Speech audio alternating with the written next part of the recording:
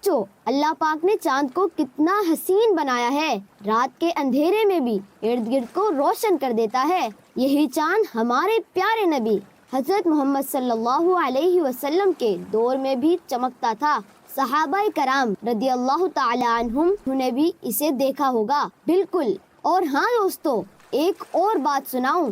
صحابہ کرام رضی اللہ تعالی عنہم کہتے ہیں کہ جب وہ اللہ پاک کے آخری نبی حضرت محمد صلی اللہ علیہ وسلم کے چہرے کو دیکھتے اور پھر چاند کو دیکھتے تو نبی کریم صلی اللہ علیہ وسلم کا چہرہ چاند سے زیادہ روشن اور حسین لگتا تھا۔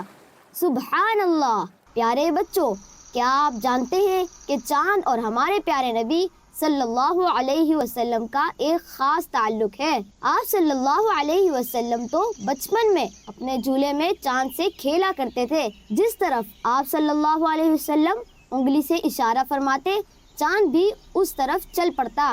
اور صرف یہی نہیں، ایک رات مکہ کے لوگ نبی کریم صلی اللہ علیہ وسلم کے پاس آئے اور بولے، اگر آپ واقعی اللہ پاک کے آخری نبی ہو تو ہمیں چاند کے 2 ٹکڑے کر کے دکھاؤ۔ پیارے بچوں، ہمارے پیارے نبی صلی اللہ علیہ وسلم نے اللہ پاک سے دعا کی اور پھر آسمان کی طرف انگلی سے چاند کو اشارہ کیا۔ پھر کیا ہوا؟ اللہ پاک کے حکم سے چاند کے 2 ٹکڑے ہو گئے۔ سبحان اللہ۔ آئیے چاند کو دیکھ کر پڑھی جانے والی دعا پڑھ لیتے ہیں۔